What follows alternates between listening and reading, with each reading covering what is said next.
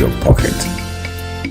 Which ordered the proscription of the African Democratic Congress ADC, a Accord Party, and 3 others. The appellate court, in a judgment on Tuesday, held that a forum of former legislators which filed a deregistration suit as no local standard to have instituted the matter. In a unambiguous judgment delivered by a 3-member panel of justices led by Justice Abba Bello, the court held that the order which the Federal High Court issued to the electoral body on June 15 amounted to a nullity.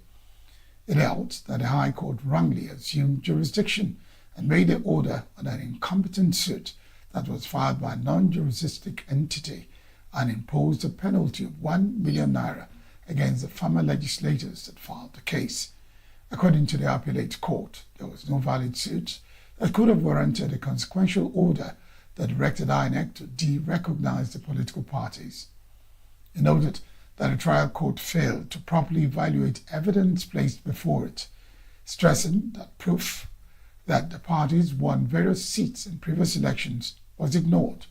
The panel berated Justice Peter Lifu of the Federal High Court in Abuja for disobeying an order it had made on May 22, directing him to stay proceedings in the case pending the outcome of an appeal by the parties.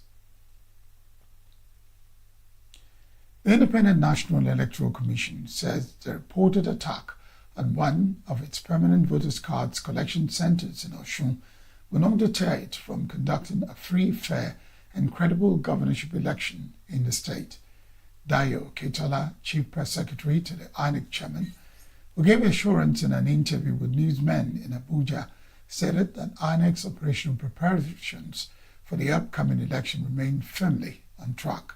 Oketola said the incident had been formally reported to the police and that they had already commenced investigation into the incident and expressed confidence that the police would apprehend the suspects and recover the stolen assets.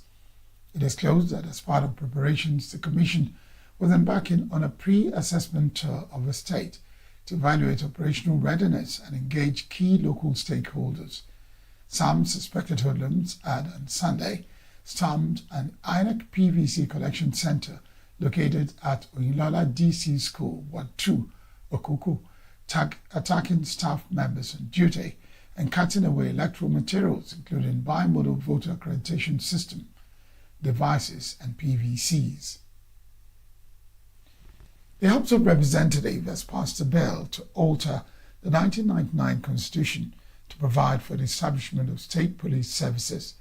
The bill was approved by the Committee of the Whole after the House adopted the report of the Committee on Constitution Review. Chairman of the committee, Benjamin Kalu, said the amendment is aimed at improving community policing, strengthening intelligence gathering, and responding to the country's security challenges. This constitutional amendment provides only the enabling framework, Mr. Speaker. The detailed implementation legislation that will follow will provide ample opportunity to address critical issues relating to administration, recruitment, training, vetting, certification, standardization, operational standards, in funding, accountability, oversight, intergovernmental coordination, and other implementation mechanisms. Tajuddin Abbas said the proposal secured the participation of 211 APC lawmakers, 65 members from other political parties, and 35 members were joined virtually before it was approved by voice vote. The House and Committee of the Whole considered the report of the Committee on Constitutional Review on a bill for an act to alter the Constitution of the Federal Republic of Nigeria 1999 as amended to provide for the establishment of state police services and for related matters, and in so doing approved clauses 1 to 26, the explanatory memorandum, and the long title of the bill.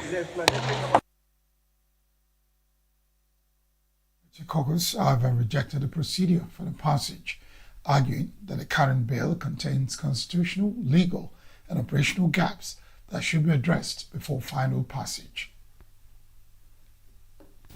We want to also add that the Minority Caucus is not against the creation of state police. We are not against the station of state police. Whatever that is going to remedy the insecurity in this country, as a Minority Caucus, we are ready to support it. But any action taken by the Parliament must follow due process. We are talking about an institution, the institution of the National Assembly, the institution and the House as a House of Representatives. So for Mr. Speaker, acting as chairman in a committee of the whole, to disregard the clear provisions of Section 9(2) of the 1999 Constitution as amended is a great affront on the workings of the House of Representatives.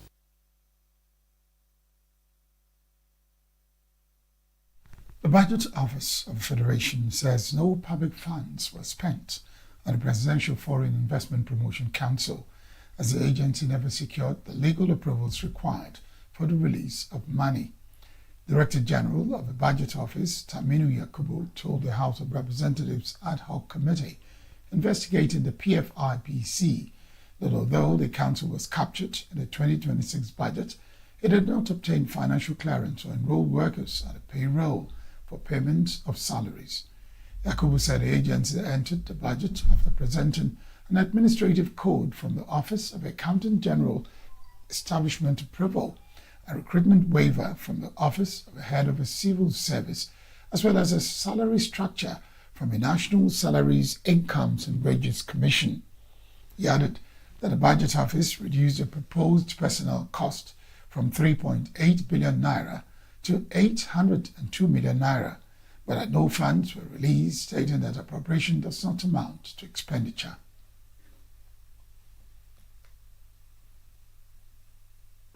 The Budget Office did not issue financial clearance for the Council because the conditions were incomplete. The 2026 Appropriation Bill did not become law until presidential assent on 31st March 2026. Before that date, the Budget Office could cost the proposal. It could not grant final financial clearance against a bill that had not yet become law. After assent, a further condition remained outstanding. The National Salaries, Incomes and Wages Commission had not confirmed that the proposed staffing and remuneration arrangements complied with its prescribed template and the approved public service compensation framework.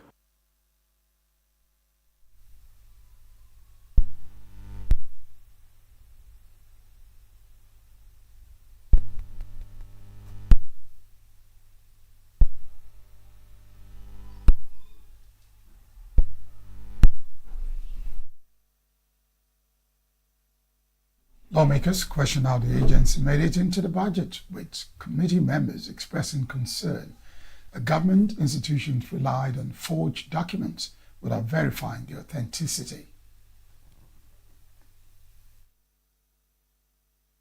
Either the Budget Office or the Ministry of Finance had made an effort to clarify, in line with the excellent provisions of Authentication Act, to clarify from the National Assembly as to the authenticity of this document, which is called the Act creating this new agency. Just want to find out, is it the practice that agencies on their own could write to the Budget Office of the Federation requesting specific inputs in the budget, especially as it has to do with their personnel costs?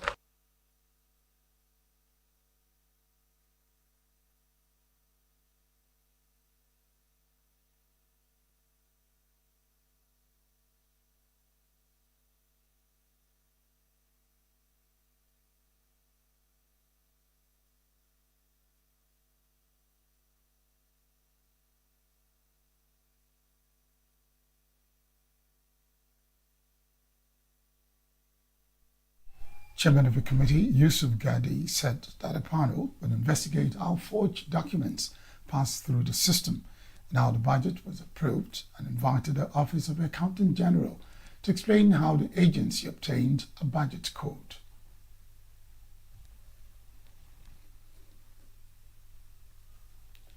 Meanwhile, the committee has given the Inspector General of Police, Tunji Disu, 48 hours to produce the self-acclaimed Director General of the organization, Adeyemi Adeniyi.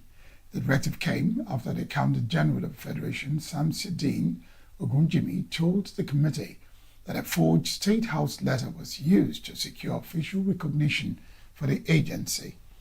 Assistant Commissioner of Police Bashir Abdullahi, who represented the Inspector General of Police, told the lawmakers that a force had investigated petitions alleging that Adeyemi Adeniyi falsely presented himself as Director General of both the Presidential Economic Advisory Council and the Presidential Foreign Investment Promotion Council. He said an 8-count charge had already been filed against Adeniyi before the Federal High Court and that the matter was pending.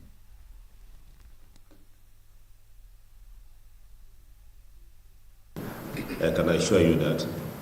And we have also continued with areas that were not addressed before this time. And also other security agencies are also undergoing, carrying out investigations with respect to this matter. So I think, Mr. Chairman, I will seek your permission to keep the matters as they are, because we don't want to say things that are under investigation. It is definitely going to prejudice the ongoing investigation and make people to have opinions that might not necessarily be the outcome of that may have. General Federation Samsudeen Ogunjimi had earlier told the lawmakers that his office created an administrative code for the council after receiving what appeared to be an authentic letter from the presidency, but later turned out to be forged. The first interface that this fake agency had with OAGF was in November 2024. And so the leadership then, what the fake agency did was to submit a fake act, so we can call it fake now because we have seen it to be fake. Fake act purportedly enacted by National Assembly, fake letter of appointment, everything that was submitted to the leadership in Treasury was fake. Senator so far uncovered 29 forged documents linked to the activities of the unestablished agency, and at the next stage of its investigation will focus on hearing directly from Adeyemi Adeniyi. 2 people have been confirmed dead following the collapse of a 3-story elite 5-star lodge in Amoapala near Federal Polytechnic Oko in Anambra State. 3 people were rescued alive from the rubble and taken to hospital for treatment. Rescue teams from the Anambra State Fire Service, SEMA, the police and other agencies completed intensive search and rescue operations at the site. The Anambra State government has sealed the building and launched an investigation, saying preliminary findings point to structural defects. Management of Federal Polytechnic Oko clarified that the collapsed building was a privately owned hostel outside the campus. It also stated that no Federal Polytechnic Oko student has been confirmed among the dead, noting that many students had already left after the examinations. No fewer than 13 persons have been confirmed dead and several others missing as suspected herdsmen launched a deadly attack on a Faye community in Igboju Otubo local government area of Benue State. Reports said that the herdsmen invaded the village on Tuesday and opened fire on residents. The search for more bodies was still ongoing at the time of this report. When contacted, the Benue Police PRO, Edith Deme, said she was yet to get details of the incident. The students of ICT at Igbenro Polytechnic, located along the Washimi-Ituri axis in the Wekoro local government area of Ogun State on Tuesday, protested over the killing of an HND2 marketing student during an armed robbery attack in the ENUGU area of the institution. The students alleged that they are frequently robbed on their way to and from school, demanding urgent intervention from the Ogun State government and security agencies. The students blocked the Lagos-Abeokuta Expressway, paralyzing traffic, leaving commuters and motorists stranded for several hours, alleged that a female final year student was killed during the overnight attack, while several older students sustained injuries and are currently receiving treatment in hospital. According to them, the attacks by criminals have become a recurring nightmare in the area, lamenting that repeated appeals for improved security yielded no result. Responding to the incident, the institution, in a statement signed by the chairman, Timetable Examination and Academic Calendar Committee, Gideon Adekunle, announced the postponement of examinations scheduled for Tuesday, July 28th and Wednesday, July 29th.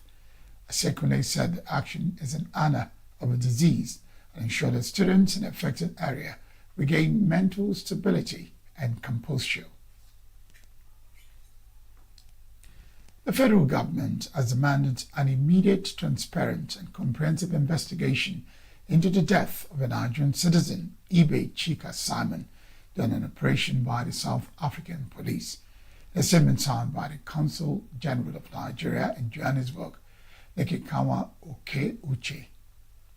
The Nigerian mission strongly condemned the incident, noting that it occurred shortly after another Nigerian, Ekwabo Patrick Chooks, was shot by police, leading to injuries for which he remains hospitalized. The consulate expressed deep concern over the police successes, warning that the incident reflects a worrying trend of unresolved extrajudicial killings and unacceptable conduct towards foreign nationals in South Africa. It also linked the development to growing Afrophobic sentiments, since such actions undermine the fundamental rights to life, dignity, and due process guaranteed under South African law. The Nigerian government insists that no alleged offense justifies excessive or execution-style policing and has demanded that all officers found culpable be brought to justice.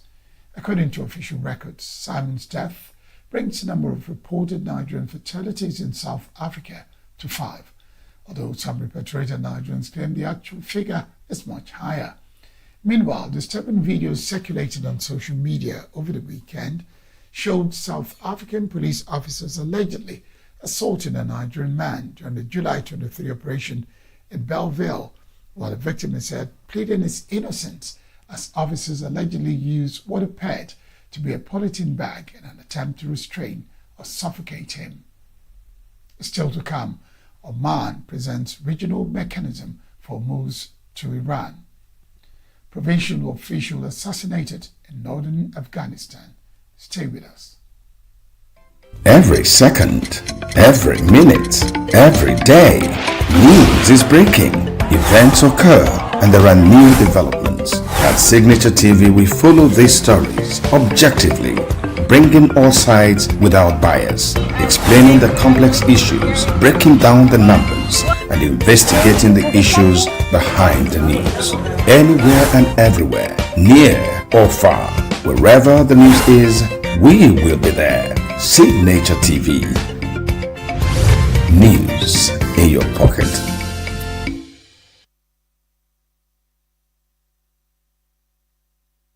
President Donald Trump has said there are ongoing very friendly negotiations about the conflict with Iran after the war incites did not exchange strikes for a third straight day. He expressed optimism for an end to the war on Monday, telling reporters aboard Air Force One that there is a good chance that something could happen. However, I warned that Washington would go back to doing what it was doing before the pause in fighting if latest negotiations failed. Trump said he had decided to pause U.S. strikes on Iran on Friday because the countries mediating between them had asked him to give the talks another chance. Iran has also halted its attacks but has denied that any direct negotiations are taking place. Pause follows nearly 2 weeks of daily U.S. strikes and tit-for-tat attacks, effectively unraveling the ceasefire struck in June. The U.S. military said at the time that the strikes were aimed to degrade Iran's ability to threaten commercial shipping in the Straits of Hormuz, a global route for transporting oil. Oman has presented a proposal to Iran for a joint regional mechanism to manage the Straits of Hormuz with voluntary fees. A Gulf source told journalists on Tuesday that under the Omani proposal, which has regional backing, Iran will not exercise sole control of a vital waterway. The proposal is based on the Straits of Malacca, where those who use the strait voluntarily contribute to fund navigation, environmental protection, and search and rescue. Iran's Foreign Minister Abbas Araghchi discussed the Straits of Hormuz with its Omani and Saudi counterparts on Monday. Iran's Foreign Ministry statement said he emphasized the need to strengthen cooperation and advance joint diplomatic efforts to establish stability in the region and lift the insecurity imposed in the Straits of Hormuz due to the aggressive actions of the United States. A provincial official was assassinated in Afghanistan's remote northeastern province of Badakhshan on Tuesday.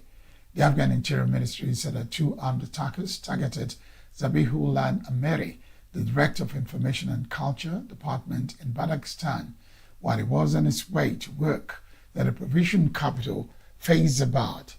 The ministry disclosed that one of its suspected attackers was killed by Ameri's guards in a shootout, and that the search for the second suspect was still underway. It did not name any specific group for the attack. Earlier this month, officials from Afghanistan's ruling Taliban said a number of irresponsible individuals with malicious intentions had attacked the district administration headquarters in Badakhshan, but were repelled and arrested.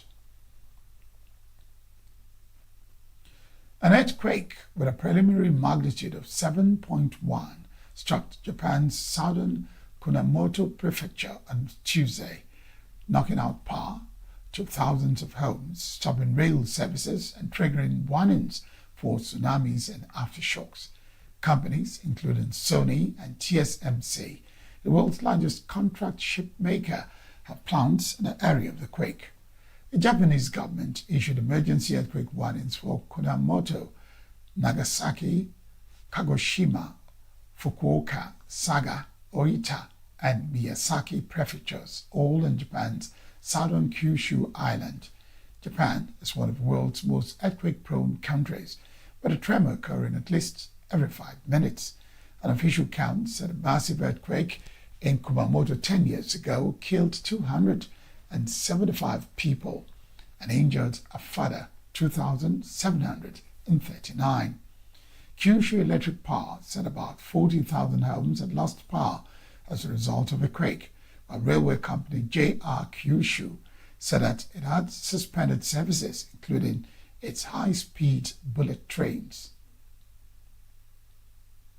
Now to sports, where Nigerians continue to make waves at the ongoing 2026 Commonwealth Games in Glasgow, winning the 5th gold medal through Onome Didi, who set new Commonwealth Games records to claim the women's 53 kg weightlifting title.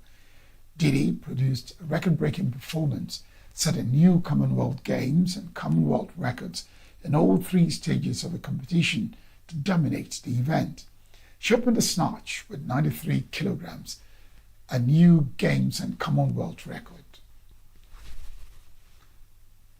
before raising the bar further with a successful 113 kg lift in a clean and jerk. A combined total of 206 kg also set another Commonwealth Games Commonwealth record as she finished comfortably ahead of India's Ganeshwar Yadav, who settled for silver with 199 kg, while Canada's Rebecca Groves claimed bronze with 178 kg. Didi's victory came after Edidion Joseph Umafia had earlier secured Nigeria's 4th gold medal in the men's 71 kg weightlifting event, while Umafia also set a Commonwealth Games record with a total lift of 319 kg. Samoa's Joseph Taffy won silver with 314 kg, while Elgin Moses of Nauru took bronze after finishing with 310 kg. The back-to-back weightlifting triumphs have further strengthened Nigeria's medal campaign in Glasgow, with the country continuing to build on its strong tradition in the sport and powerlifting. Zinedine Zidane has been appointed as head coach of the French men's national team. French Football Federation announced Zinedine's appointment on Tuesday. Zidane is expected to lead France through the 2030 FIFA World Cup qualifiers. The 54-year-old replaces Didier Deschamps, the longest-serving French head coach who managed the team for 14 years, won the World Cup in 2018 and led France to 2 World Cup finals. Zidane won a record-setting 3 consecutive UEFA Champions League titles with Real Madrid, has been out of work since 2021 before his latest appointment. Speaking on his new job, Real Madrid and Juventus legend stated his joy and pride at his appointment to the greatest job in football. He also appreciated his predecessor acknowledged the responsibility handed to him and his ambition for the team. In his remarks, FFF President Diallo stated that Zidane's appointment is a source of national pride, saying his profile matches the potential of a national team.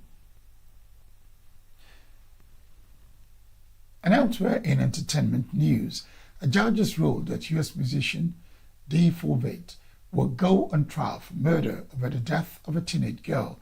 Decision came after a 5-day preliminary hearing in which Los Angeles prosecutors questioned a dozen witnesses and displayed graphic photographic evidence. As 14-year-old Celeste Rivers Hernandez family watched on. The star, whose legal name is David Anthony Bach, is accused of killing the girl whose remains were found last September in a Tesla registered to his address.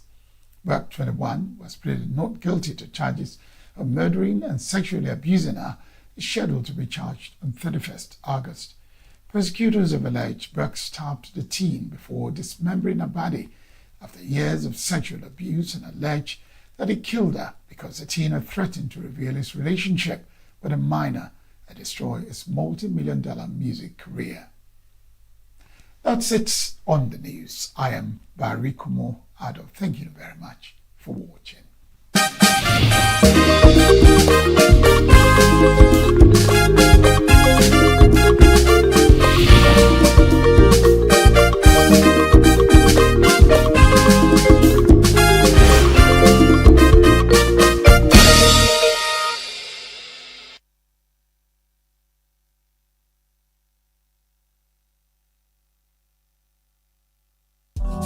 Tired of the snow?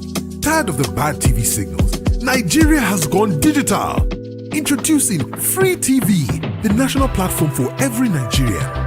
Get 100 plus channels immediately. Sports, news, and entertainment in your native language. All with clear picture quality. Whether you're in the city or the village, our satellite signal reaches every corner of 36 states from day one. No monthly subscription, just a compatible decoder and you are set. It's a national asset built for you. Take the show on the road, download the Free TV app and stream your favorite channels anywhere. Starting this May, scan to download the app or call 0700 388 7277. Free TV, digital TV for free. Brought to you by NBC.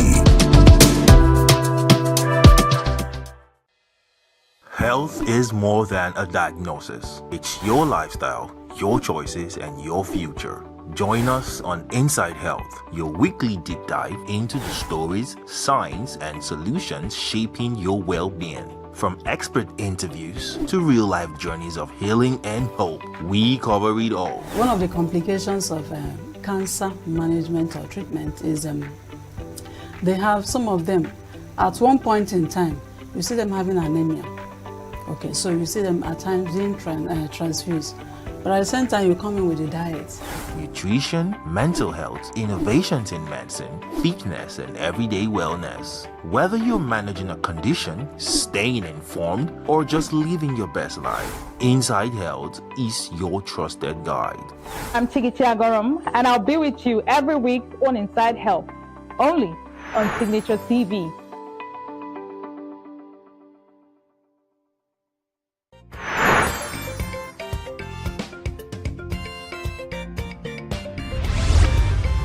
Signature TV. News in your pocket.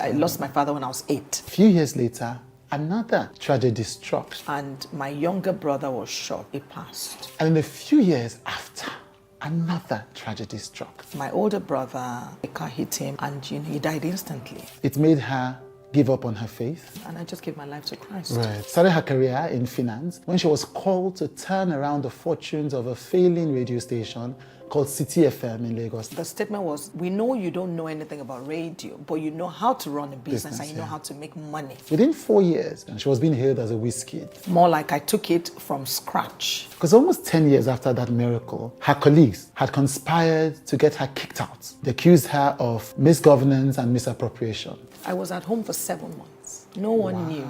For the first time ever, Adejoja Allen is honest, candid, and vulnerable with Chude.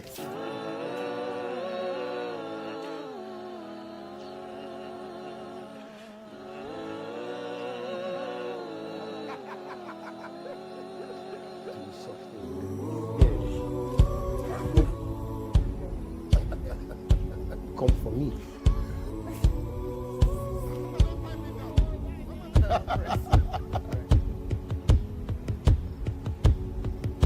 So your dad passed at 8, so your mother raised you as a single mother then? Yes, she did. Were you the only child? No. Right.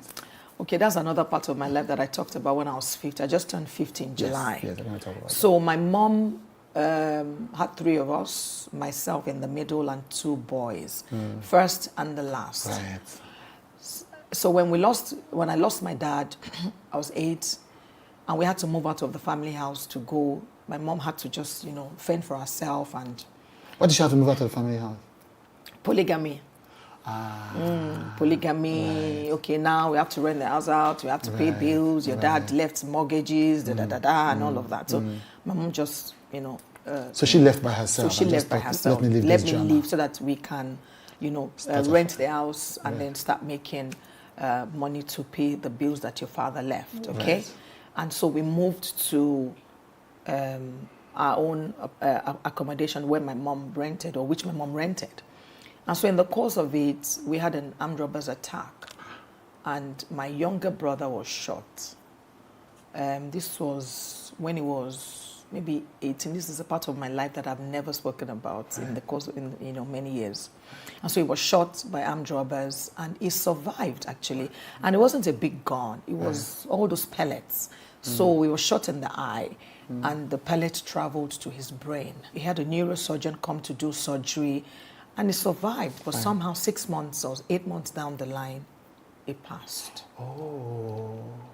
So that was my younger brother. Oh, I'm so sorry. Thank you.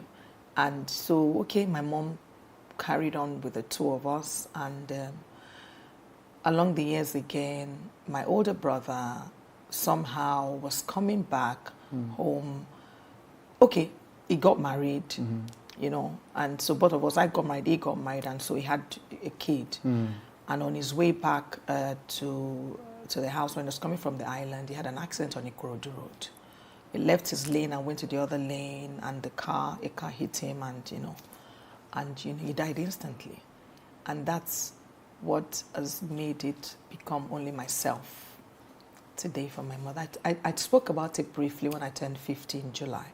But I didn't go into this detail. So you're the first person I'm ever going to go into this detail with. Oh, thank you for sharing it with me. But that is a lot. It's a lot. So you can imagine what my growing up was like. I guess it formed part of my strength. Excuse me. So people will look at me and say, excuse me, I'm very strong. I'm a strong woman. I mean, you've been through quite a lot. Yeah. What else are you going to do just to get strength? Yeah.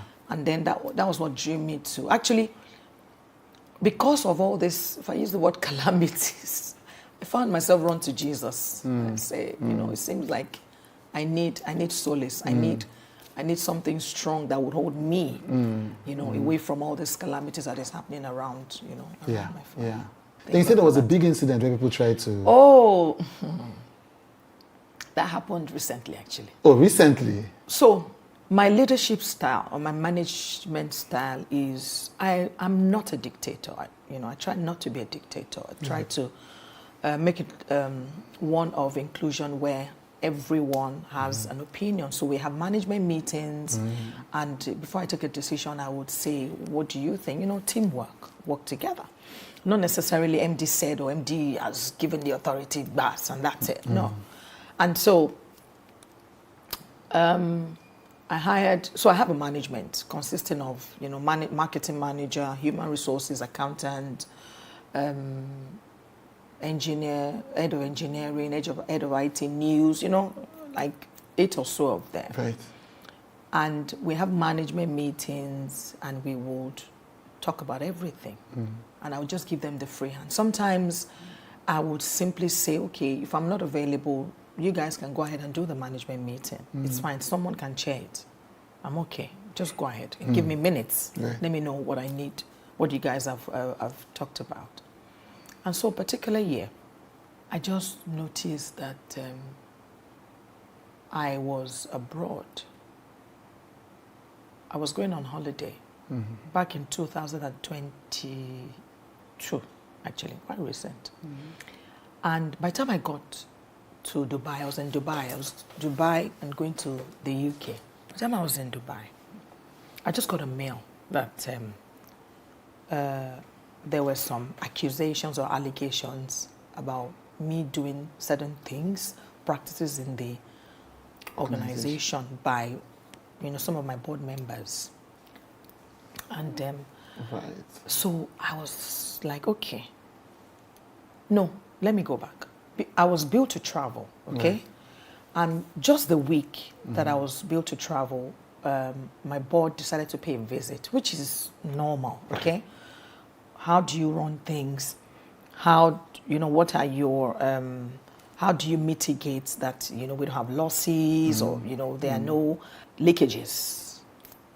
And so I explained all of that to them, and I thought that was it. And so a couple of other questions I answered, and I moved on and I traveled.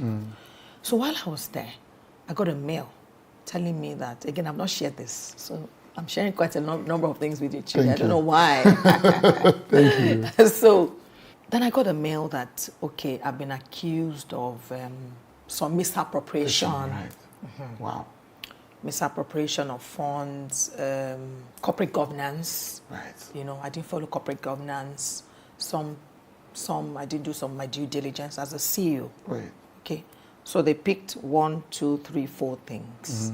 And I looked at those and I'm like, okay, these are, I have explanations as to why this happened. So initially I thought, in the boardroom, you have 1, 2 people that just don't like you and they want you out. So I thought it was one or two of those people that were behind the, allegations. Right. And so I started to face them and I said, okay, this and this and this and this. And before I knew, Jack Robinson, they convened a board meeting, an emergency board meeting. And at the board meeting, they said, oh, these are the allegations against Mrs. Allen. We now have to go ahead and investigate these allegations. I couldn't say anything. There was no explanation. No, did you do this? Did you do this? Answer. Right. I still thought it was one of those two of those board members. So, Right. And then I went. So one of my directors then said, okay, Ms. Allen has to step aside. Either she goes on suspension or she goes on some compulsory leave. Everything happened fast. It's like a movie. So I just kept quiet. And we ended that board meeting, and that's how I moved to the side. So when I left, then I'd actually gone to see my son in the UK, so I was kind of distracted, with his academics and all that. So then I said to myself, okay, I don't like the taste of this. You know what, Doja? Just resign. So I then sent in my resignation letter to the particular director that I'm going to resign as CEO of City FM. I don't like all of this. And so I resigned. Wow. Then I called my spiritual mentor. I said, this and this and this happened. I've resigned. She said, no way. You don't do that. You will never resign. No one is being accused. She first said, are you sure your hands are clean? I said, yes. You didn't do anything? I said, yes. You didn't manipulate? I said, yes. She said, okay, you can't resign. You will face it. Yeah. She said, you must clear your name. If you resign like that, you're going to regret it. Right. And you will never get over it. Wow. So I heard those voices, her words. So I said, okay, but I've already resigned. She said, don't worry, something will happen. So I stayed back. And then it started to unfold that my management team were the ones behind it. They instigated all forms of accusations and went behind to start to talk to my, those my directors, and whisper to them, she did this, she went here, she didn't do this. Sometimes we don't even see her in the office, all those. Yeah. I know you have one or two board of directors that like gossip. They like, they will listen to anything. And that's where the old picture it became very clear to me that, okay, this is what I'm dealing with. I'm dealing with a team who feel that, maybe one of them wants to become the MD, or they feel that, whatever. Right. So it became clearer, and I knew the battle I was fighting. Right. And so it gave me more energy to fight the battle. Right. So fortunately for me, I then started to speak to my other directors, and then someone who knows one of my directors came into the picture and then asked me the question. So I told him everything that happened. And I was like, okay, this doesn't mean that they should, ask you to step aside or then you have to resign. So I said, well, I've already resigned. He was like, you shouldn't have resigned as well.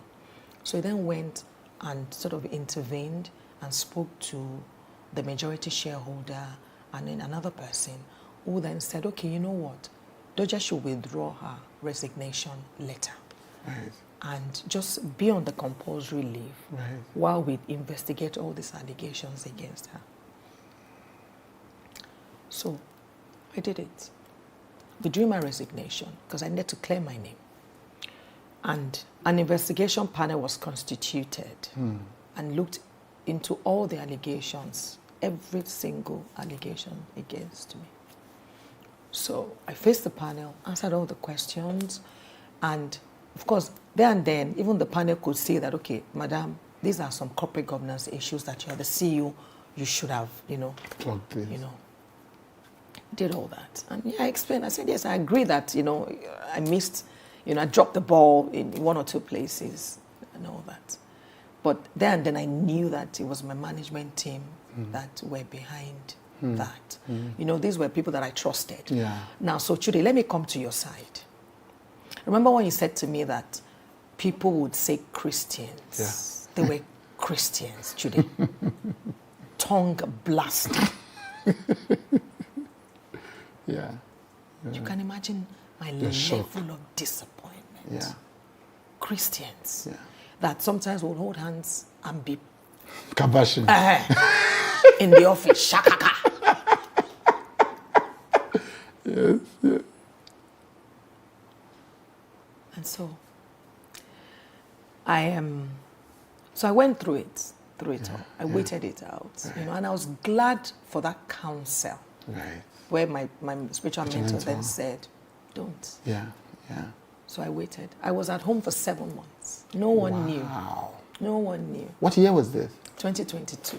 Wow. No one knew. Again, you're the first person. When this goes up, 7 months. Wow. I was out of CTFM for 7 months. When I was filling your form and, I was asked, question of what the things that shaped me. These are the things that made me quite strong and determined never to fail. Yeah. Never to fail. Yeah. Doesn't matter what it is. Yeah. So I'm sure it would encourage one or two people out there by the time you bring this out. Yeah, of course. So I weathered it, even the staff of CTFM never thought I was going to come back. Right. But I knew I was going to come back. Because by the time the investigation report came out, it was clear that my hands were clean. Right. Whatever the report said, picked this, picked that, picked these little things, What it pointed out was the board's failure of the oversight function of the managing director. Right. You know, even if she did this and this, you as a board, how have you, you know, and then, you know, we had quite a lot of loopholes that, you know, we hadn't done. We didn't have board committee. Our board committees, you know, it was weak, and that's the truth. Right. And so we needed to tighten all that. Right. So I waited at home 7 months, of course, 7 months of praying, kabashing on my own and my team that I must go back. Even if at that point, in fact, 2-3 people around me were like, Georgia, even if it means you're going to go back and just clear your name and then leave. Right. Anything that happens in future, you went back. They will never bring back a thief or someone that doesn't know what they're doing. So you must clear your name and go back. True to the council. Everything came out fine. Nothing against me. Nothing traced to my bank account. Nothing whatsoever. So out of the blues, 7 months after a new board was constituted, the former board was then dissolved. And then the new board was constituted, and I reached out to them and said, oh, I needed to make a case from what happened with the last board. So I wrote a letter, you know, put everything on the letter, you know, explained myself, and you know, asked to see the new board and, you know, bring up all evidences and you know, what I'd done in the organization and that. Put out the investigation report, you know, just to discuss with them, because again, the former board were my accusers and they cannot be the juries, and how they say it in the court. So somebody else has to look into it, you know, with fresh eyes, and, you know, see the you know, the points. And so that's what I did. So I went after that again by council, write to your new board and let them know, you know, what's going on. And so we wrote to them. Meanwhile, the management then were thinking, oh, they're the ones in charge now. Ms. Allen is no more there. Out of the picture. They used to refer to me as the former MD of CTFM, former MD. No problem. I knew what I was up against or up for. So I did that. And then the new board called me in and spoke to me and asked me to make all the explanations. I did all that, and before I knew it, I got a letter to say, you know what, you're being reinstated. So I came back. I was so excited. I knew some people were going to be in trouble. Sacha was back in the building. Happily back. So by the time it was announced that Georgia is coming back on Monday, of course, they took off. They resigned. I'm like, why? Why do you have to resign? And then, you know, they resigned, and you know, the rest is history. And so, you know, I mean, the plan was initially, well, the advice, not the plan, because I didn't think I was going to do that. But the advice was like, just stay a couple of months and go. But CTFM is my baby, is my organization. I mean, I am synonymous to city. In as much as I don't own the station, but I'm like the owner, because I run it like the owner of the station. It's an amazing story. So and that's where I am. 2022 to 2023, and now we're in 2025, and we're still standing strong. I'm better than I was many years ago. A number of achievements in CTFM over the years, you know, even in content, having Dr. Abati, you know, be one of the hosts, a string of viral interviews over the past few years, you know, the Okoyes, all of that. But two of the things that are my favorite are, one, the annual Christmas concert, which I never miss. Baby. I'm always at the back. No, I was there last year. Don't believe I was you. there last year. I was there last year. the security men will recognize me because they're my people. Yes, I always come, but because I come because it's open air, there's something about it that's beautiful. Excellent. So I'm not coming to the front. People say come to the front. I'm like, no, I'm in the back. It's a really beautiful. I've been there once in the front, many years ago, but after that, I thought, no, the real experience is to be in the crowd. So, and over the past few years, the number of the Christmas fiestas by radio stations have stopped, been suspended, you know, died out of lack of sponsorship. CTFM has continued. So that's a remarkable achievement. So I want to ask you, so I'll talk about, the other thing is the CTFM Media Academy. But what do you think has kept that beautiful Christmas product shining even when others seem to have struggled with that? You know, I told you at the outset of our conversation that my strength is in the Lord, you know, when I said it. And I really attribute every single thing that I am, that I have been, honestly, to God. So we started, what the vision of Praise in the City is me staying back and, you know, thinking to myself and saying, Doja, you need to be grateful to God. God has been so good and kind to City FM. So organize a praise concert. Late Dan was, you know, used to work, used to work for me. Yes, at City FM. And so we rubbed minds together, and Dan then would say, oh, Inspiration would charge, or other stations would charge. But I then said, I don't want to charge. I think that we should use it as giving back to the society, and all, of course, above all, to say thank you to God for keeping the station in spite of it all.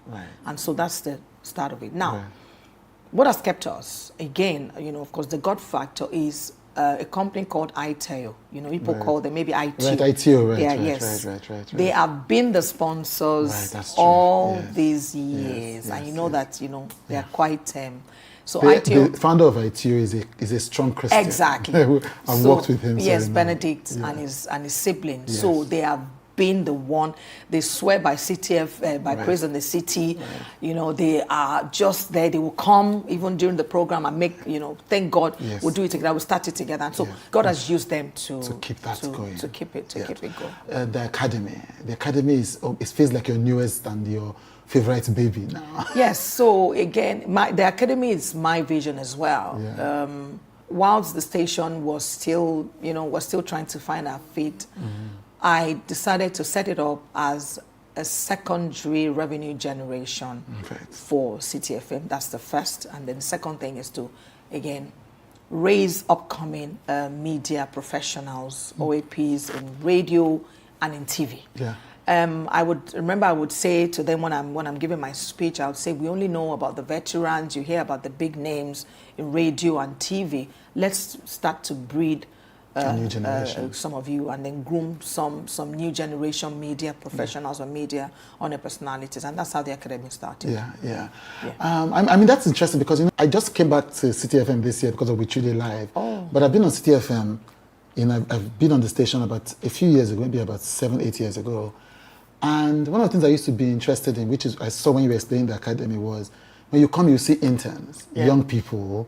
And so when I was reading the history of the academy, that was what inspired you to say, these young people always want to come and work in City FM. How do we not deliberately build them? And I remember just thinking, I've had interns anytime I go there. It's always a key part of the culture at City FM. A lot. This year you turned 50. I want to end with that. First of all, you know, because when we had already fixed this interview a few months ago, so I didn't know that you turned 50 this year. But then, you know, I think I saw it on Tara Drotoye's page or something.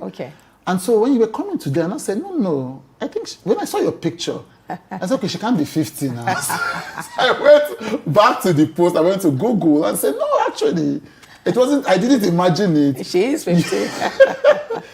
I mean, 50 looked good on you first and foremost. Thank you. What is the thing you're proudest of and you're most grateful for as you turn 50 this year? Grateful to God.